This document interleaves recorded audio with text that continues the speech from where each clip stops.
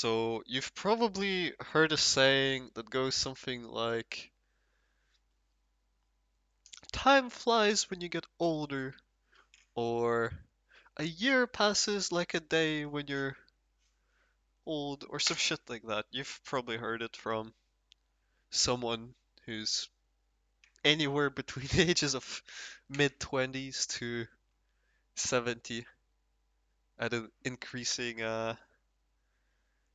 frequency. And usually, the way those people explain this observation that they have is that, well, actually, I've never heard anyone explain it, but the assumed explanation generally, or the way most people interpret the cause of this is that time is relative to the age that you have. So, for example, if you're 5 years old, to you, 1 year is going to be a very big fraction of your life, and therefore, to you, it's gonna relatively seem very high. It's gonna be 1/6 of your life, or well, if you're no, it's gonna be 1/5 of your life. Let's say it's 1 year is already part of the five. But if you're 70 years old, then the fraction is gonna be a little bit different. It's gonna be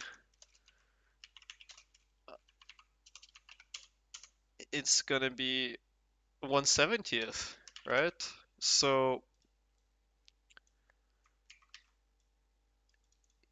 people say that time is relative, and that using that logic, yeah, this kind of would check out, right? You would think time passes by faster because your perception has shifted, and because perception is relative, everything seems to be slower. And that seems fairly logical. That seems to make sense on the surface level, but it doesn't. It's just not true. It's just false. That's not how your brain functions at all. This is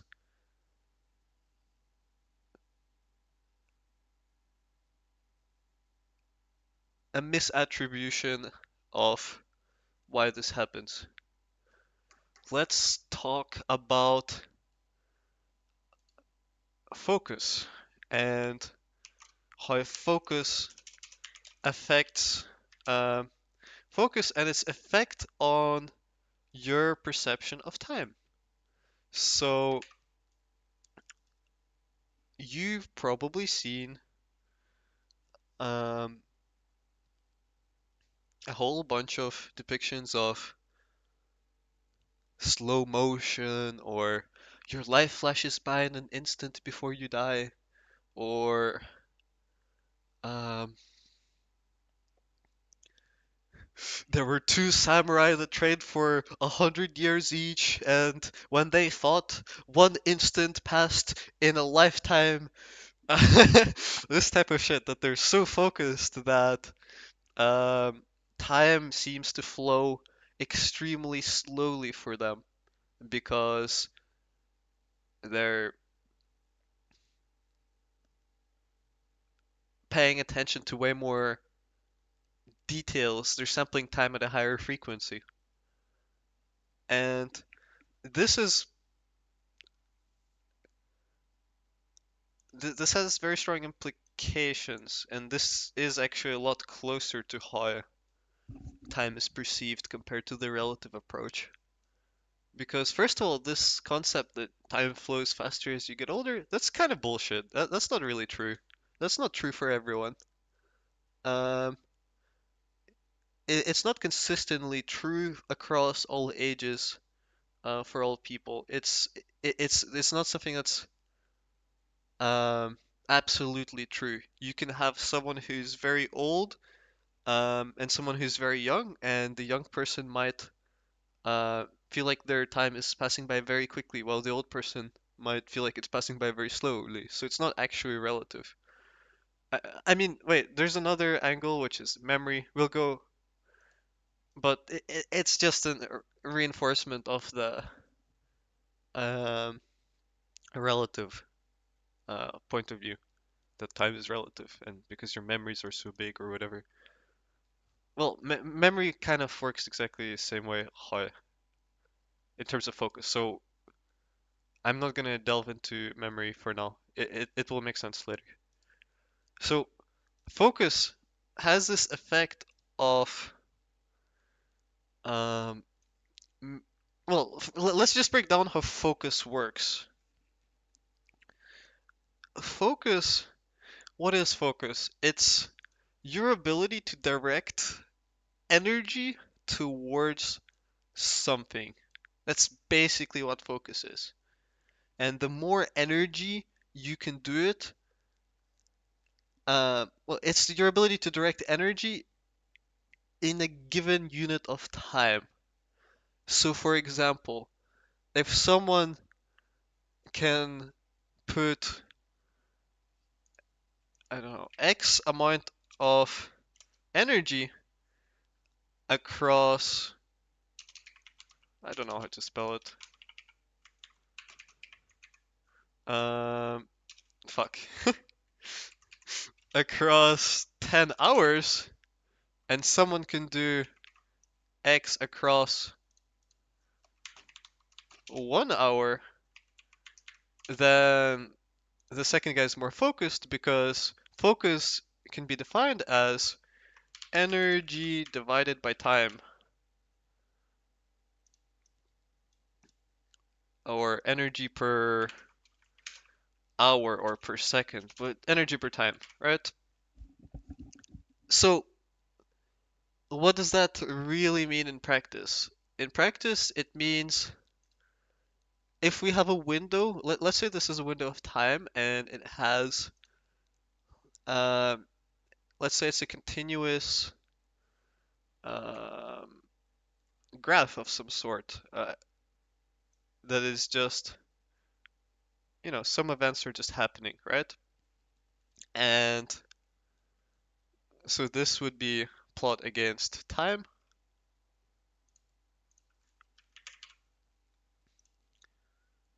and this will be just amplitude of just random things, nothing in particular, not really important for this analogy. So you're observing something and you're sampling it. If you have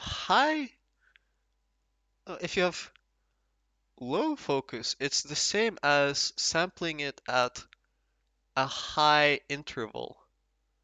So let's say this time is going to be, I don't know, 10 seconds. So it goes from 0 to 10 seconds. And let's not write it full, just so it's not cancer.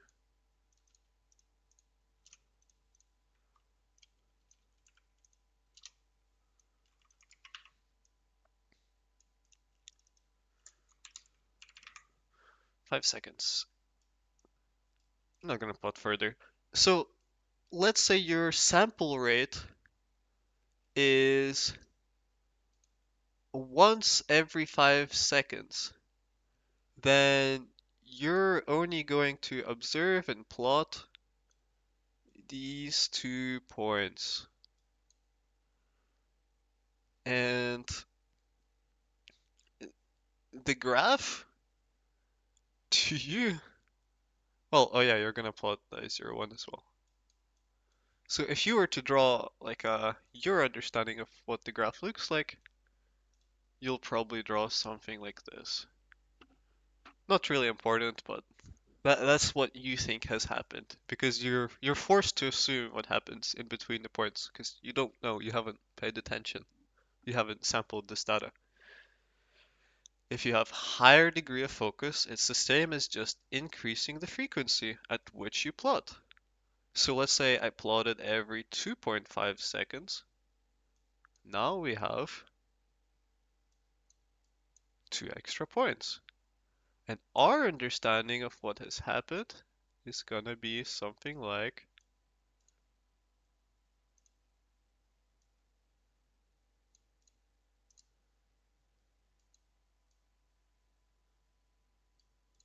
fuck. Something like this. So it's gonna be a little bit more accurate, but still a lot to go. And as you increase the sample rate, the more close to a real life representation we will get. And you can, increase this up to infinity because life is inherently continuous and um, complex and not discrete. Uh, so focus refers to its energy over time, and it changes for a given amount of time. It, let's say we were to make this static. So if we were to go plot per 10 seconds, then the blue example will, well, no, let's go red first. It will be 1, 2, 3.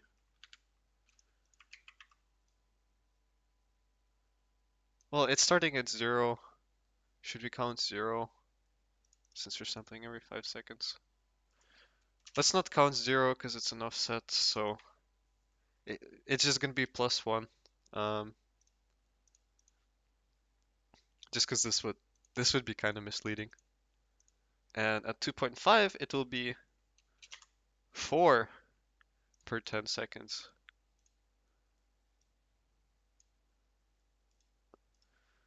So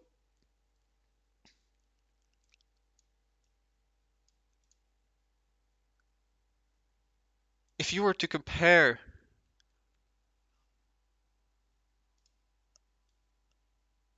high focus and low focus, you're going to get a different amount of plots. You're gonna sample time at a different rate. What does that mean for our brain? If we are sampling time at a different rate, let's just take this, but not in context of the graph. Oh shit. And just remove the line, remove all of this.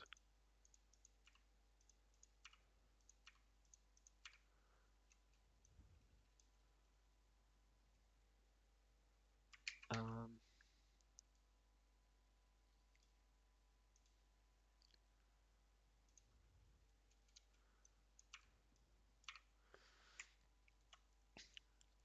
across the same, in the same situation with the same number of time, one person will have 3 points of data stored in their memory. Let's say you're plotting it and you're just recording them. You're experiencing something and you're putting it into your memory. Like your real life memory, like as a human. And the first person who had less plots will have 3 points, and the second person who had more plots is going to have 5 points. And the way our memory works is it doesn't actually draw the lines between these points. That it doesn't care. It doesn't really need to for most cases.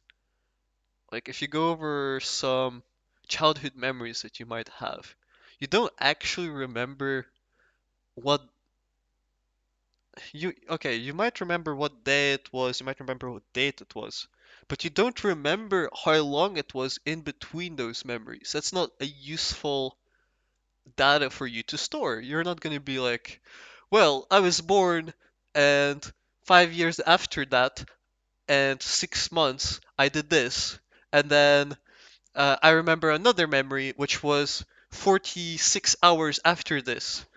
Like, you just don't store the 46 hours part. You might know the exact date, and you might be able to calculate the gaps, but you don't actually store the gaps in your memory yourself. So these lines, they're not in your memory. They don't exist. So if we were to look at how your memory organizes things, it's just series of points, and you might have, an association with a certain date. For example, if we were to label these points, it would be something along the lines of this was at 0, this was at 5 seconds, and this was at 10 seconds. And but your memory doesn't actually need to space them. It would be very inefficient if it had to space everything. So what your memory does is it just puts them all, um, it doesn't even organize them hierarchically. It just randomly stores them. Well, not completely randomly, but it just creates a list that would look something like this. It might have like a random order, or it might be chronological. Your brain doesn't actually care. It doesn't have an association. It doesn't sort things by date. It just stores them wherever wherever it thinks is most appropriate, from like emotional things or whatever. We'll get into that later. So across this 10-second time, you're going to produce something that looks like this in the slower sampling rate. And across the little bit faster example, you're going to produce something that looks like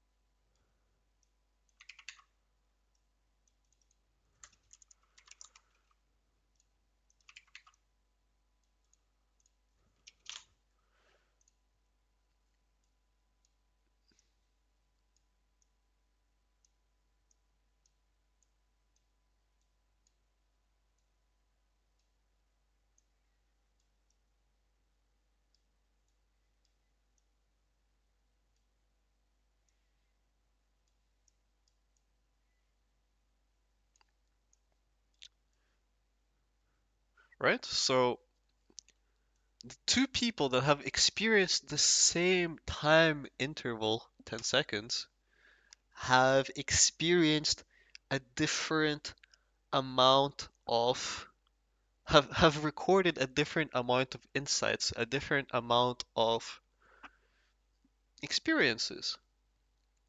So when your brain is looking at your experiences as a whole, it doesn't actually look at how much time passes between those experiences.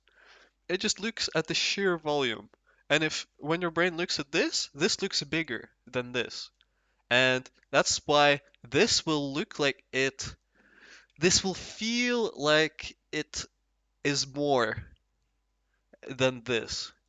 And the association that people have is more equals, it feels like it more happened. And when more happened, you have the association that, it spent the time was flowing slower or something. But in reality, time was flowing exactly the same. You were just more aware and more, um, data was sampled.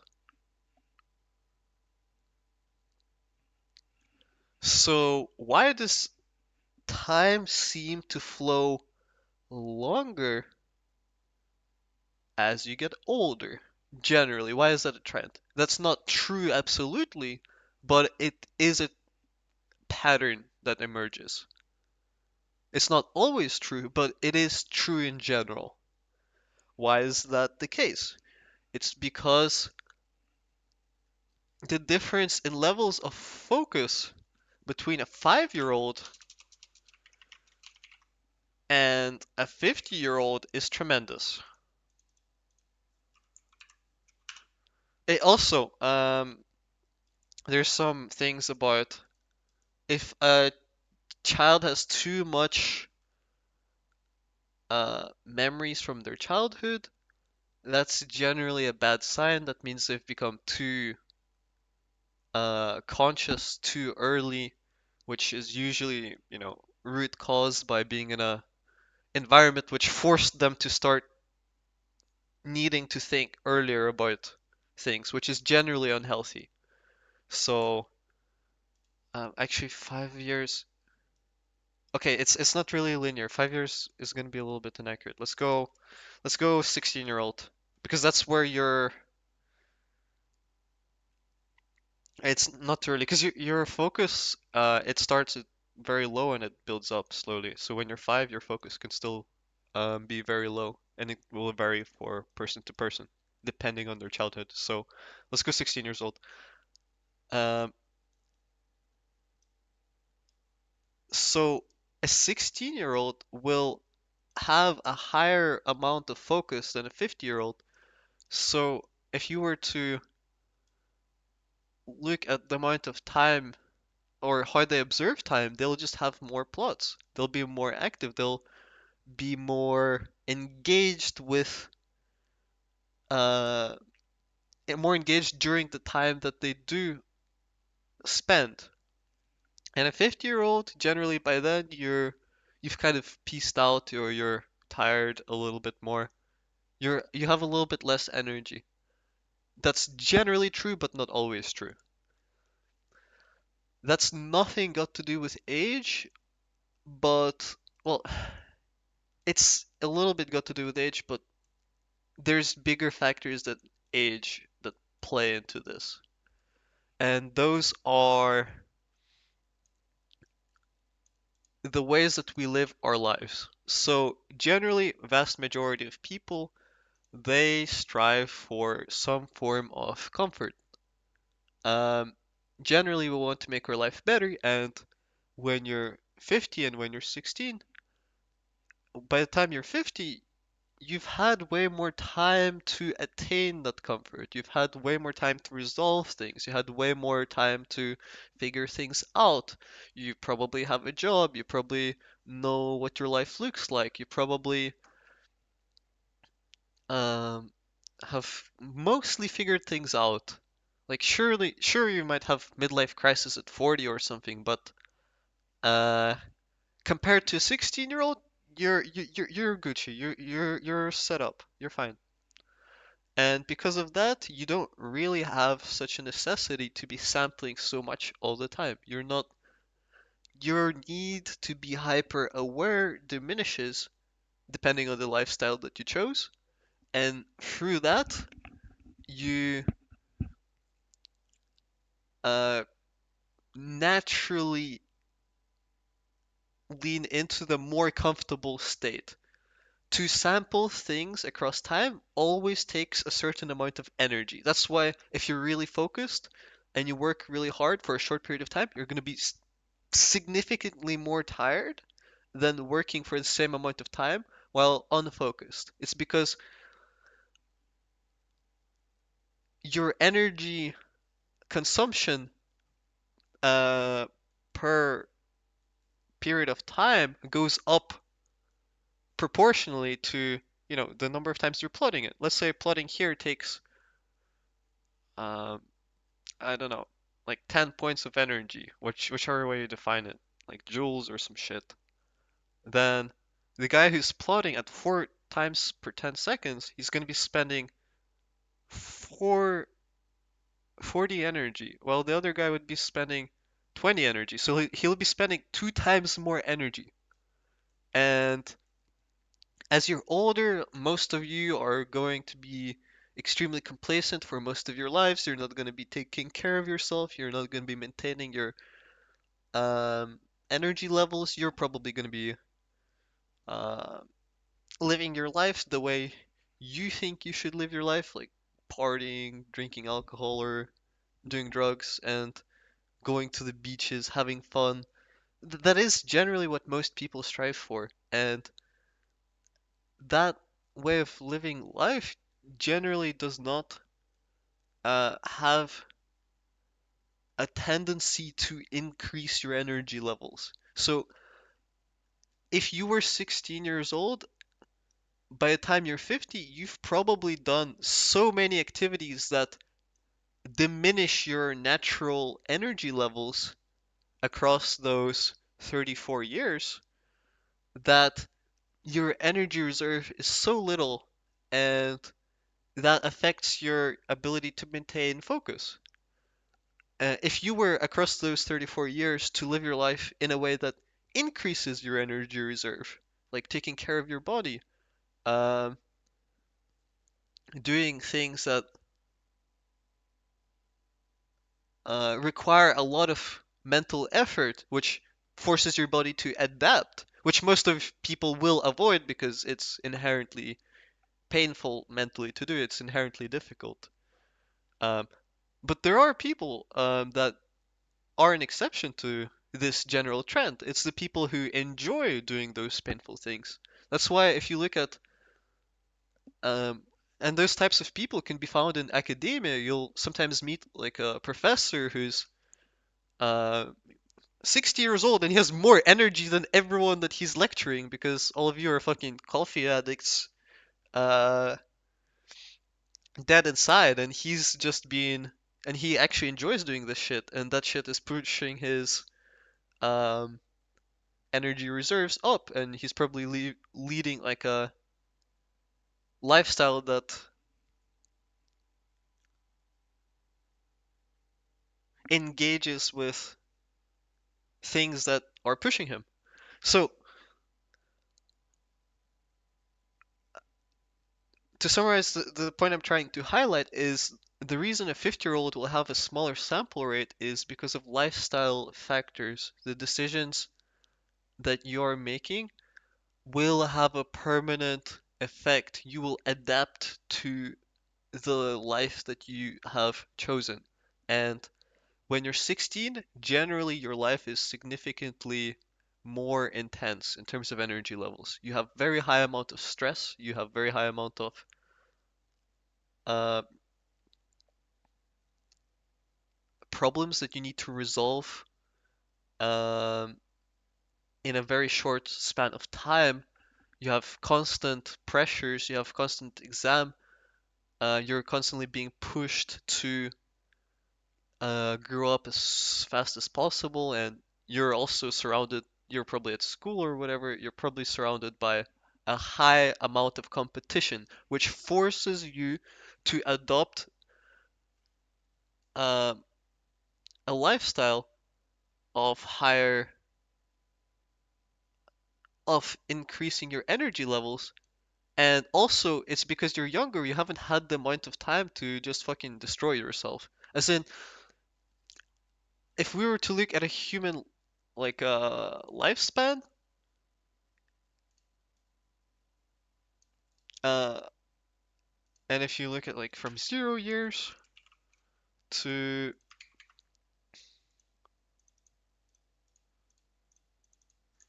50 years,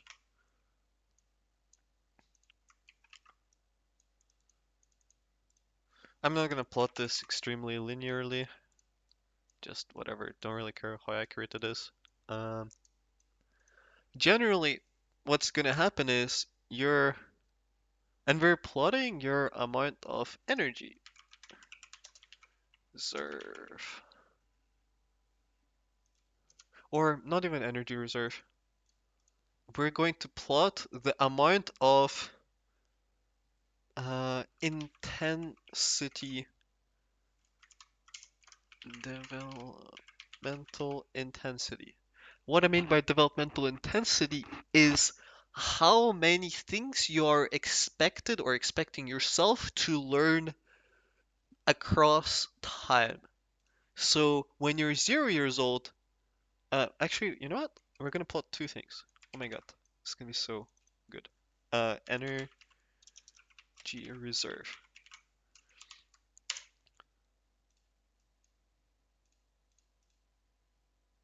So your developmental intensity when you're 0 years old is gonna be huge, and it's gonna stay very high. It's gonna stay very high, but take a slight dip when you become a teenager, and then it's gonna gradually just go down. Um, if you have spoken to any 50-year-olds in your life, most of them, they're at a point where they're happy with themselves and they don't really need to, well, even if they're not happy with themselves, like inside, they're usually, they refuse to, they're like, well, everything's fine, I don't really need to change. They're extremely, like, stubborn folk. They're generally like, I've figured everything out, I don't need to really push myself. I don't, I find that 50 is kind of, it's not true for all people. Some people always, have high standards, but generally that is true. Um, so your like pressure to improve, it starts very high and it tapers down. And this pressure to improve is the thing that forces your energy reserve to adapt. That's what your energy reserve tries to adapt to. When you're 0, you have no fucking energy. You're a fucking baby. And this high intensity means that you grow very fast. Let's just make it linear. And then it goes down a little bit, so you grow. Right, we're gonna plot it. So while your intensity is at its peak, your growth is gonna be at its peak, and the moment it goes down a little bit, your acceleration goes down, but your energy reserve is still going up, and then as your development intensity reaches like a matching point with your energy reserve, it actually doesn't have any reason to go higher. So even if your intensity stayed right here, then your energy, actually we're gonna draw like alternate path. So if your uh, intensity just stayed like this, linear, then your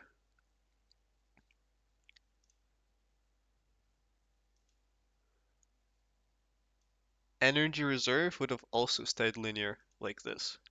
It would have, it, if they're matching, if your standard for yourself is matching your current ability, you have no reason to grow.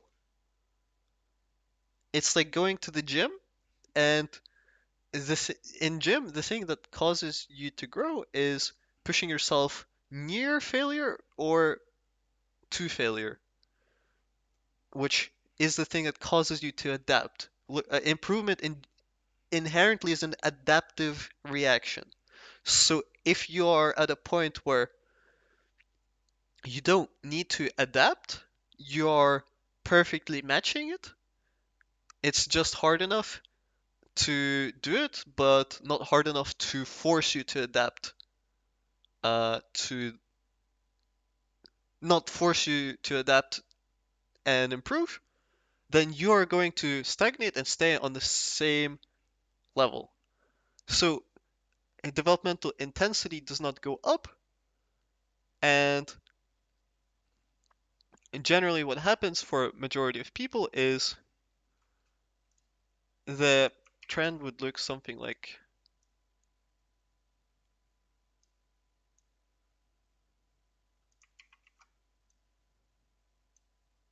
honestly, it will look something like this.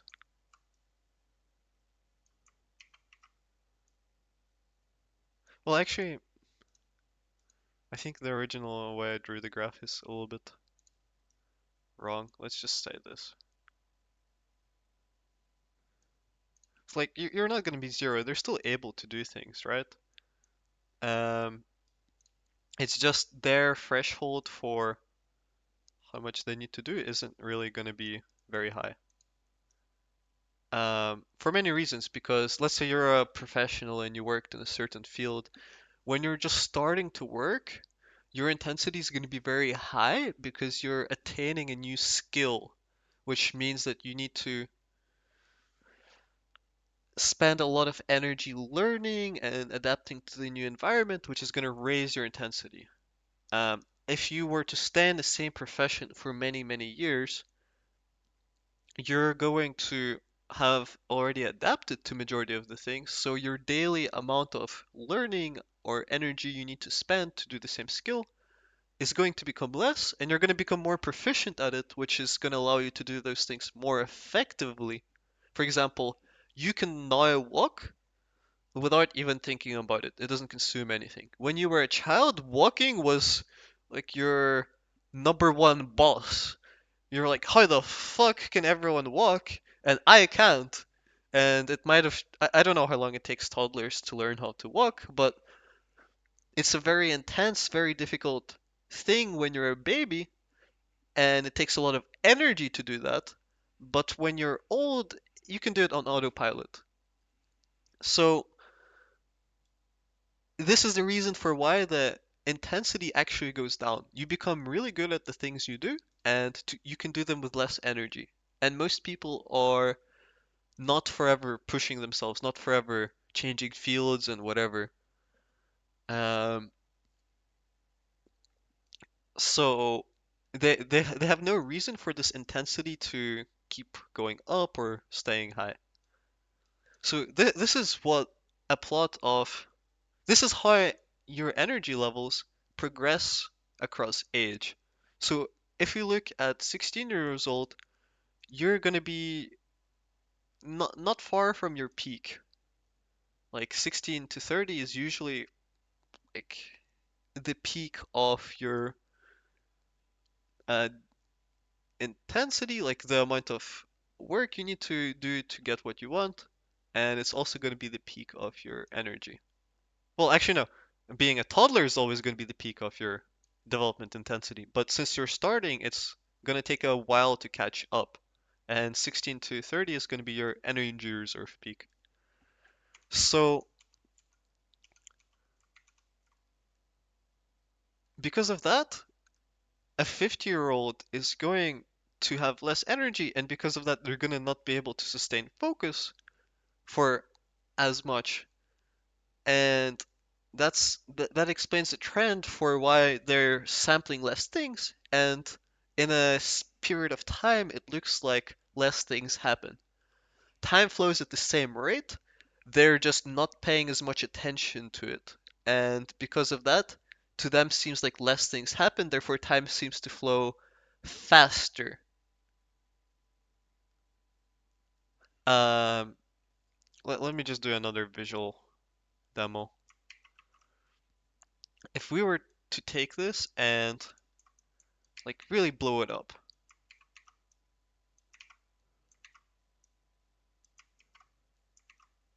across, how many times did I do it? Uh, 1, 2, 3, 4, 5. Okay, let's go one more. And then we have 1 minute worth of data. Whoa. Then 2, 3, 4, 5.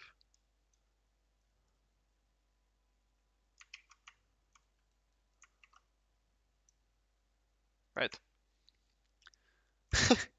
So, this is a little bit inaccurate because of the zeros. Fuck.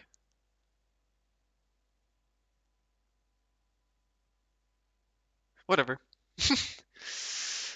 It doesn't actually change my point, and it still makes sense with the illustration. Just the actual rate is going to be a little bit wrong, but it doesn't matter.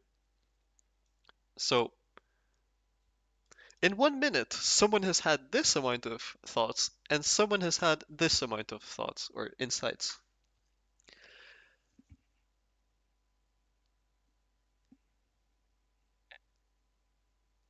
So do you see why just visually looking at this, looking at this looks like, oh my god, this 1 minute was a really fucking long minute. So much fucking happened. And for someone else, it's gonna seem much less. And if you were to look at, oh, 1 year, then someone's gonna have a lot of segments and someone's gonna have not that many segments. And generally, what your thoughts do is they summarize into like they kind of collect.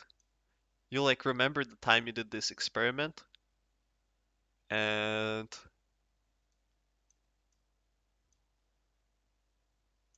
actually let's think of it like this. So to someone, they'll remember it like a little bit big, but not too big. And someone else will remember the same experience, and it will seem huge uh, in comparison. So if we were to compare these two,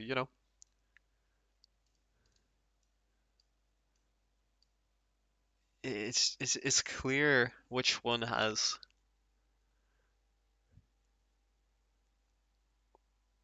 is more. Okay, whatever. I don't need to explain this too much. I think the point is clear. So why time flows faster when you get older? It's because you get slower, because your energy levels are smaller and you have no reason to pay as much attention to things. There's less new things happening, and because of that, your perception of time is going to get warped. Because your perception of time is tied to the number of memories or data that you're sampling in that period of time. Another example, if someone was to have an LSD trip and and they were to experience time, like their thoughts were to race and they were to consciously experience way more thoughts, they might experience what they would consider to be 6 months worth of time in a span of a few hours. Or when you have a dream, you also experience time differently. Your dreams actually last a very short period of time, but they can feel like they last way longer. Uh, I don't know, your dream can last something like 15 minutes, but it will feel like it was a day uh, or hours. So, and that's because there's a lot of things happening that you're paying attention to, and that there's a lot of thoughts that you're uh, witnessing with your consciousness.